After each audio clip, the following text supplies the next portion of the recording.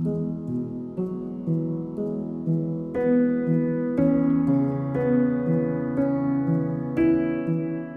was 50 years ago that William M. Holland Sr.'s fight for equality became a reality, as the Palm Beach public school system became fully integrated, starting with Northborough Elementary School.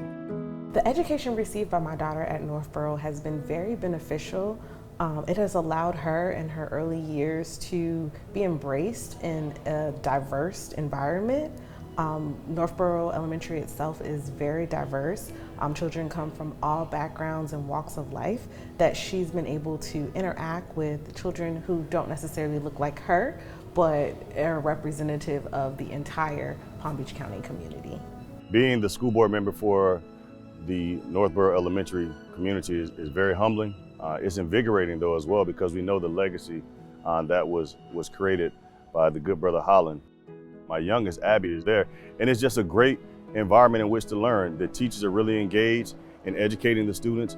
The students want to be there, and it's just a very competitive and a positive sense environment for any young child.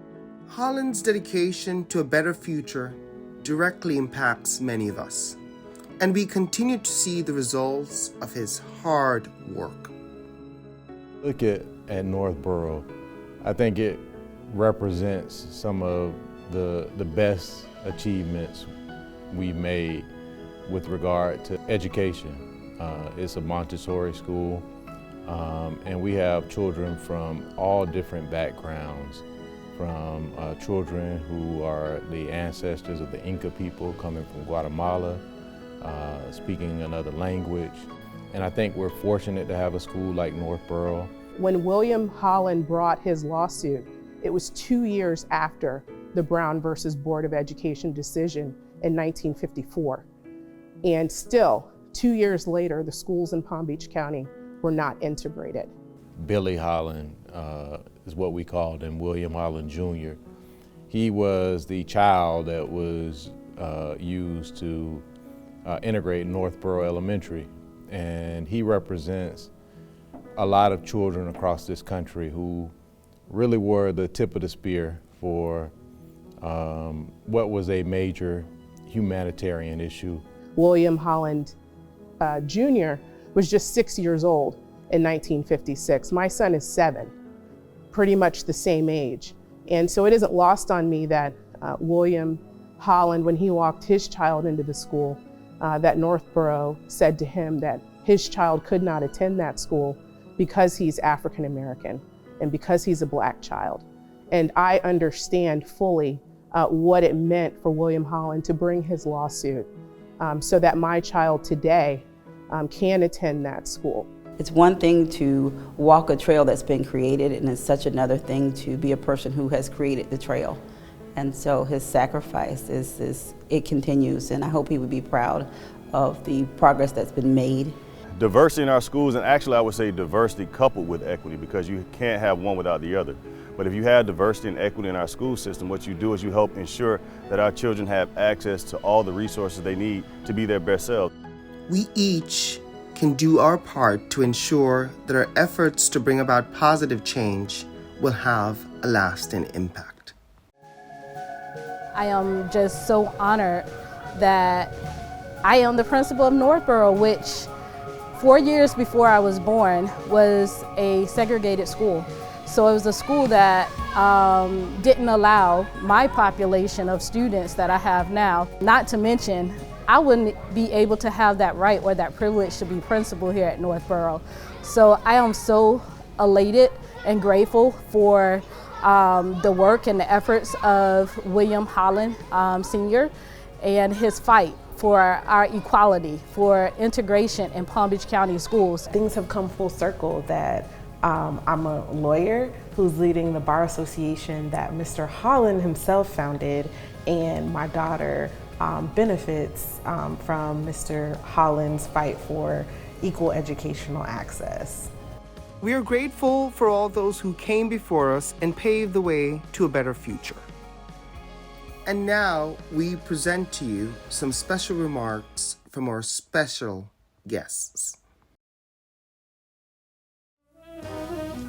I boarded the Atlantic Coastline Railroad at DeLand, Florida, and on that train heading to Tallahassee was Bill Holland.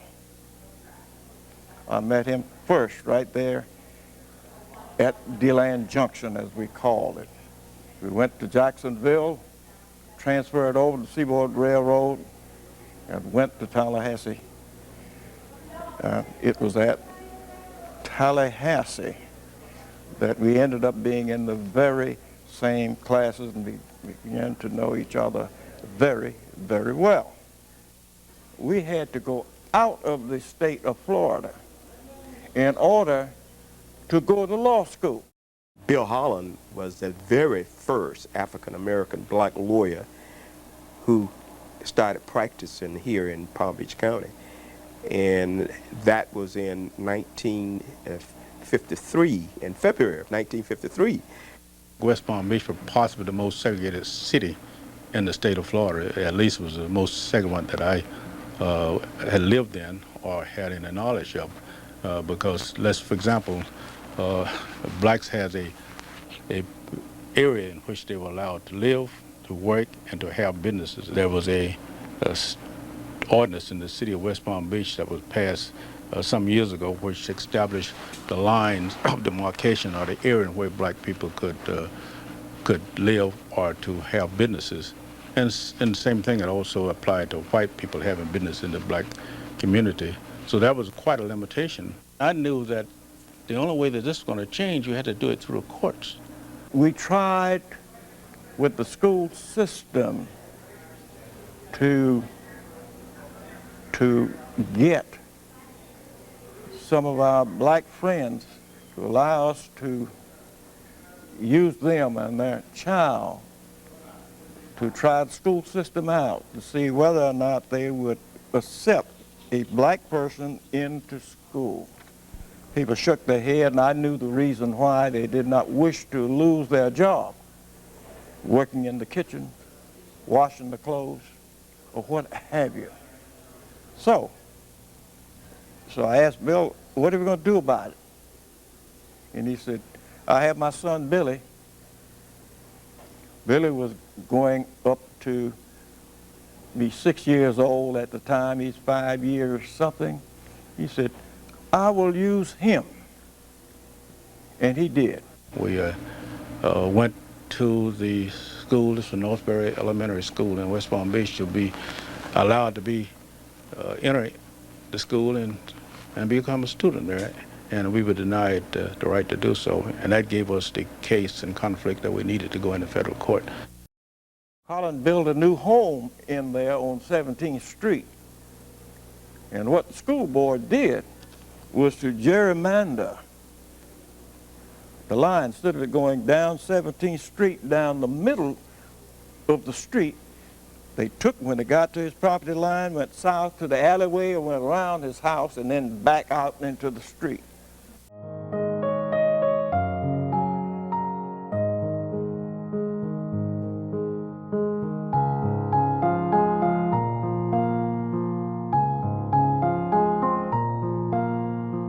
I just want the people to appreciate what we've done, and I mean we, and I mean it's a big bell with a lot of people, and just not think us, because I don't care about being thinking, but just grasp the opportunities. Grasp what we were doing is making the battlefield even, so that at least you have an opportunity to use your mind, you know, and grasp the opportunities that have been open to you. You see, a lot of time we don't do that. We just want to make life easier for them, but we don't want them to feel that things have to be handed to them. They have to earn it, and let's have an equal opportunity. That's the most important thing.